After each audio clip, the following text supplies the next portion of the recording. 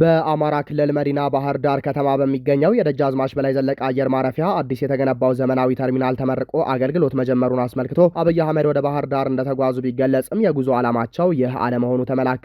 የአብይ አህመድን ሚስጥራዊ ጉዞ መረጃ እናስቃኛችኋለን። በአማራ ክልል የብልጽግናው አገዛዝ በንጹሃን ላይ የሚያካሂደው አፈና፣ የሰው ጋሻ አጠቃቀምና የሰብአዊ መብት ጥሰት አሳሳቢ መሆኑ ተነገረ። የሰራዊቱን አሳፋሪ የወንጀል ድርጊት በመረጃችን ይዘነዋል። በዝርዝር ትሰሙታላቸው።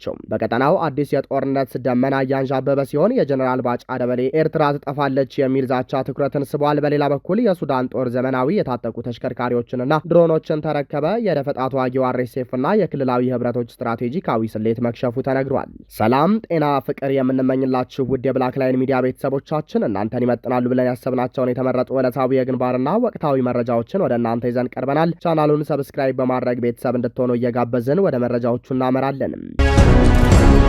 በአማራ ክልል መዲና ባህር ዳር ከተማ በሚገኘው የደጃዝማች በላይ ዘለቀ አየር ማረፊያ አዲስ የተገነባው ዘመናዊ ተርሚናል ተመርቆ አገልግሎት መጀመሩን አስመልክቶ አብይ አህመድ ወደ ባህር ዳር እንደተጓዙ ቢገለጽም የጉዞ ዓላማቸው ይህ አለመሆኑ ተመላከተ። አብይ አህመድ በአማራ ክልል ባህር ዳር ከተማ በመገኘት የደጃዝማች በላይ ዘለቀ አየር ማረፊያ አዲስ ተርሚናል መመረቅ በሚል የተጓዙ መሆኑንና ለሽፋን መስጫ በምረቃው ስነ ስርዓት ላይ በስም ከመጥቀስ የተቆጠቡት ጠላት ሲሉ የገለጹትን ኃይል ቀድሞ የነበረውን አሮጌ ተርሚናል በግጭት ወቅት ጉዳት እንዳደረሰበት ገልጸዋል። ቅኔውን ለባለቦታው ለአማራው ተውለት የተባለው አብይ አህመድ የባህር ዳሩን የደጃዝማች በላይ ዘለቀ አየር ማረፊያ ራሳቸው የሱዳን ታጣቂውን አርኤስኤፍ ለማገዝ ተደጋጋሚ የጦር ጀቶችንና ድሮኖችን በማመላለስ የጦር ቀጠና አየር ማረፊያ እንዳደረጉትም በተደጋጋሚ ሲገለጽ የቆየ ሲሆን አብይ እንዳሉት እስካሁን ከወጡ መረጃዎች ደጃዝማች በላይ ዘለቀ አየር ማረፊያ ከህወሓት የሰሜኑ ጦርነትና ጥቃት በኋላ ወታደራዊ ጥቃት ደርሶበት እንደማያውቅ ተጠቁሟል። ጠቅላይ ሚኒስትሩ አዲሱን ተርሚናል የሰራ ነው ከጅምሩ አቅደን ሳይሆን በዚያ ግጭት ምክንያት ጠላት ያኛውን ቀድሞ የነበረውን አሮጌውን ተርሚናል ሲመታብን በዚያ ከምናላዝን ችግሩን ወደ እድል ቀይረን ወደ ተሻለ ወደ አማረና ለልጆቻችን የሚሸጋገር ነገር መገንባት ተችሏል ሲሉም ቢናገሩም ይህ አየር ማረፊያ ከዓመታት በፊት በህወሓት ከተሞከረበት ጥቃት ከሽፎ መቆየቱ አይዘነጋም። በግል የማህበራዊ ትስስር ገጻቸው ባሰፈሩት ጽሑፍ ባህር ዳር በቅርብ ጊዜያት ካስተነገረቻቸው ፈተናዎች ማግስትም የዚህ ተርሚናል ተጠናቆ አገልግሎት መጀመር የጽናት የማገገምና ቀጣይነት ያለው ኢንቨስትመንት ማረጋገጫ መሆኑን በመጥቀስ ለፕሮፓጋንዳ ያመቻቹት አብይ አህመድ በክልሉ ህዝብ ላይ ጦረኛ ፖሊሲያቸውን በመዘርጋትም የበርካቶችን ህይወት በመቅጠፍ የየብስ ትራንስፖርት እንዲተጓጎል ማድረጋቸው የሚታወስም ነው። አዲሱ ተርሚናል ሰፊ የአውሮፕላን ማቆሚያዎችን፣ የላቁ አቪዬሽን መሰረተ ልማቶችን፣ የተስተካከሉ መዳረሻ መንገዶችንና ዘመናዊ የመንገደኞች መገልገያዎችን ያካተተ መሆኑን ያመላከቱት አብይ አህመድ ተርሚናሉን ቀድሞንም የጦር ጀት መነሻ ያደረጉት መሆኑ ሲጠቆም አሁን በሰሜኑ ክፍል ዳግም እያገረሸ ለመጣው ወታደራዊ ግጭት ቅድመ ዝግጅት ነው ሲሉ ወታደራዊ ምንጮች ጠቁመዋል። በሌላ በኩል የተርሚናሉ ምረቃ በተካሄደበት ወቅት የጠቅላይ ሚኒስትሩ ጉዞና ንግግር በፖለቲካ ተንታኞችና ከተለያዩ ወገኖች ትችትን አስተናግዷል። የብልጽግናው መሪ አብይ አህመድ ወደ ስፍራው ያመሩት የመሰረተ ልማት ምረቃን ሽፋን በማድረግም ከዳግም ሰሜኑ ውጊያና በሰሜን ኢትዮጵያ ካለው አለመረጋጋት ጋር በተያያዘ ለጸጥታ ኃይሎች መመሪያና የኃይል አሰላለፍ ስምሪት ለመስጠት እንደሆነ መረጃዎች ተሰምተዋል። ጠቅላይ ሚኒስትሩ ጠላት የሚለውን ቃል ተጠቅመው ያስተላለፉት ንግግር በአካባቢው የነበረውን የጦርነት ድባብ የሚያስታውስና ሰላማዊ ውይይትን ከመከተል ይልቅ የጦረኝነት ፖሊሲያቸውን እያጠናከሩ መሆኑን ያመላክታል በሚል ከተቃዋሚዎችና ከፖለቲካ ተቾች ዘንድ ወቀሳን አስተናግዷል። በአሁኑ ወቅት በሰሜን ኢትዮጵያ በኩል ከህወሓት ከኤርትራ መንግስት እንዲሁም ከሌሎች ቀጠናዊ ኃይሎች ጋር ያለው ውጥረትና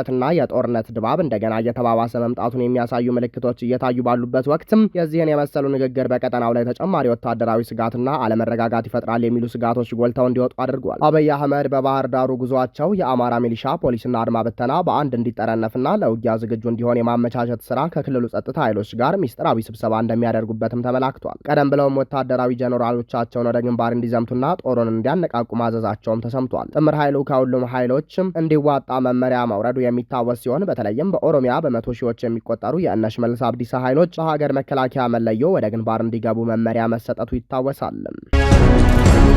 በአማራ ክልል የብልጽግናው አገዛዝ በንጹሃን ላይ የሚያካሂደው አፈና፣ የሰው ጋሻ አጠቃቀምና የሰብአዊ መብት ጥሰት አሳሳቢ መሆኑ ተነገረ። በብልጽግናው አገዛዝ የሚመራው ሰራዊት በአማራ ክልል በሚያካሂደው ወታደራዊ እንቅስቃሴ ንጹሃን ዜጎችን አፍኖ በመውሰድ ለጦርነት ጋሻነትና ለሰብአዊ መብት ጥሰት እየተጠቀመባቸው መሆኑን የሚገልጹ አሳሳቢ መረጃዎች በመውጣት ላይ ናቸው። አገዛዙ የህዝብን ደህንነት ከመጠበቅ ይልቅ ስልጣኑን ለማስጠበቅ ሲል በሴቶች ህጻናትና ተማሪዎች ላይ ፈጽሞ ዓለም አቀፍ የጦር ህጎችን የጣሰ ተግባር እየፈጸመ ይገኛል። ከሳምንታት በፊት በጎጃም ቀጠና ደጋዳሞት ግንባር የ12ኛ ክፍል ብሔራዊ መልቀቂያ ፈተናቸውን አጠናቀው ወደ የቤታቸው በመመለስ ላይ የነበሩ ተማሪዎች በኃይል ተጠልፈው ወደ ምሽግ እንዲገቡ ተደርገዋል። እነዚህን ተማሪዎች በውጊያ ወቅት ከፊት በማሰለፍ እንደ ሰው ጋሻ የመጠቀም አደገኛ አካሄድ ተፈጽሟል። ይህ ንጹሐንን አፍኖ ለውጊያ የመጠቀም ስልት በአሁኑ ወቅት በሸዋ በወሎና በጎንደር ክፍላተ ሀገራት በሰፊው የተተገበረ ይገኛል። ሰራዊቱ ህጻናትንና ንጹሐን ዜጎችን ከአካባቢያቸው እያገተ በመውሰድ እጅግ አደገኛ በሆኑ የጦር ሜዳዎች ከፊት በማሰለፍ እንደ ጥይት ማብረጃና ከባድ መከላከያ እያደረጋቸው መሆኑ ተገልጿል።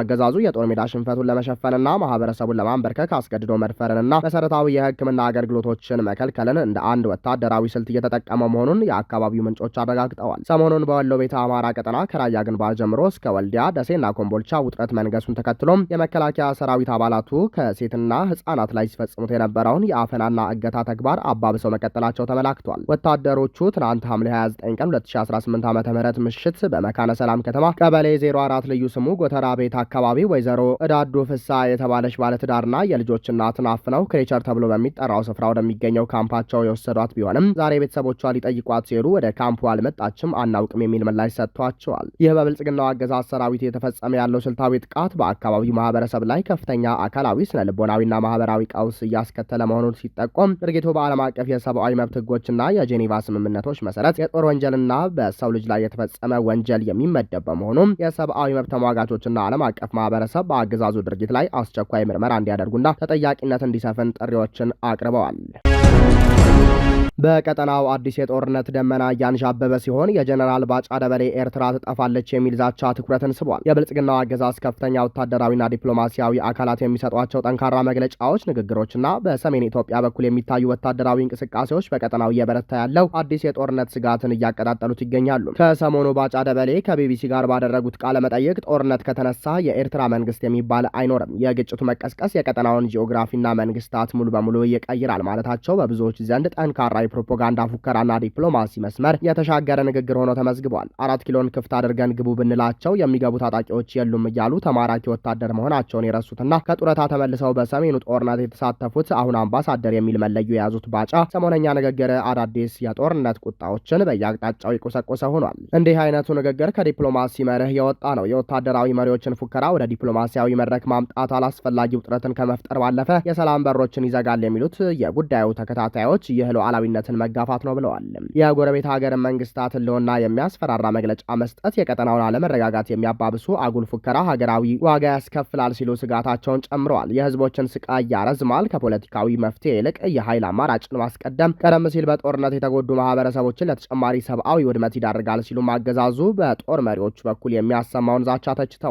የአውሮፓ የሰላም ተቋም በአዲስ አበባና በመቀሌ መካከል ያለውን ግንኙነት እየተባባሰ መጥቷል። ሁለቱ ኃይሎች ወደ አዲስ ወታደራዊ ግጭት እየገቡ መሆናቸውን የሚያሳዩም በርካታ ማረጋገጫዎች እየወጡ ነው በማለት የሰሞኑን የሸረሪና ውጊያ በምሳሌነት ጠቅሷል። የትግራይ ተዋጊዎች በርካታ ኃይል ወደ ተለያዩ አቅጣጫዎች እያዘመቱ እንደሚገኙና ከአፋር እንዲሁም ከአማራ ክልሎች ጋር በሚያዋስኑ አብዛኞቹ የድንበር አካባቢዎች ምሽግ የመቆፈርና የማጠናከር ስራ እያከናወኑ መሆኑ ሲገለጽ፣ የብልጽግና ሰራዊት ደግሞ ከተማ ውስጥ ሳይቀር ድብቅ ወታደራዊ ምሽጎችን እያዘጋጀ ነው። የአገዛዙ ሰራዊት በአማራና በአፋር ክልሎች በኩል ከፍተኛ የወታደራዊ ኃይል ንቅናቄ እያደረገ ሲሆን በተለይም በአፋር ክልል ዞን 4 በሚገኙ የተለያዩ ወረዳዎችና ቀበሌዎች ተጨማሪ ሰራዊት ማስፈርና የጦር መሳሪያዎችን ማከማቸት እስከ ትናንት ምሽት ድረስ ሲካሄድ ማደሩን ነዋሪዎች አረጋግጠዋል። የኤርትራ መንግስት በበኩሉ ከቀጠናው ፖለቲካዊና ወታደራዊ እንቅስቃሴዎች ጋር በተያያዘ ስሙ በሰፊው የተነሳ ሲሆን የአምባሳደር ባጫ ንግግርም የዚሁ ውጥረት አካል እንደሆነ ይገመታል። እነዚህ ወታደራዊ ዝግጅቶችና የቃላት ምልልሶች በቀጠናው ሌላ ዙር አጥፊ ጦርነት ሊቀሰቀስ ይችላል የሚለውን ስጋት በእጥፍ ያናሩት ሲሆን